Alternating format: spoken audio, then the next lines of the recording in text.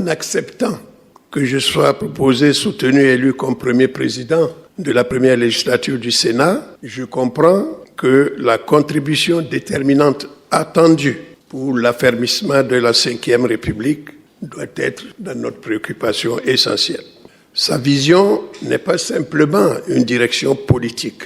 Elle est l'étoile du Nord qui nous oriente dans les nuits parfois tumultueuses de notre histoire. Je voudrais donc ici rassurer que le Sénat, cette deuxième chambre du Parlement que nous inaugurons, sera un pilier solide dans la réalisation des nobles aspirations du président de la République pour le bonheur de notre peuple.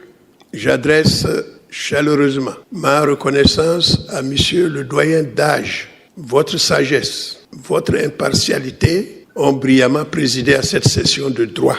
Vous êtes pour tous un repère de dévouement et de savoir, incarnant ces valeurs qui fédèrent et guident nos travaux. À mes chers collègues sénateurs, je témoigne toute ma reconnaissance pour la confiance accordée. C'est ensemble que, fort de cet engagement commun, nous porterons les voix de nos concitoyens et légiférerons à combler les aspirations du pays. Quant à moi, je m'engage à conduire nos débats dans le respect du règlement intérieur, tout le règlement intérieur et rien que le règlement intérieur que nous nous sommes donnés. La révision constitutionnelle du 6 mai 2024 n'est pas seulement une réforme, elle est une promesse de renouveau, de dialogue et de lumière. La Constitution du 6 mai 2024 est le socle sur lequel nous érigerons un régime parlementaire vibrant, où chaque voix compte, où chaque idée trouve sa place dans le grand concert de notre nation. Que ce Sénat, temple de la sagesse et du débat éclairé, soit le miroir d'un Togo réconcilié avec lui-même.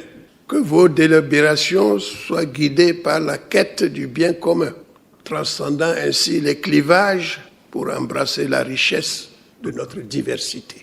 Avançons, unis et déterminés, vers un horizon où le Togo se dresse fier et souverain, phare d'espoir pour ses enfants et modèle pour le monde. Que cette flamme nouvelle jamais ne chancelle et qu'elle illumine à jamais notre chemin collectif. Je réitère mes remerciements à toutes et à tous pour la confiance que vous m'avez accordée. Dans le sanctuaire de l'histoire, nous écrivons aujourd'hui une page nouvelle.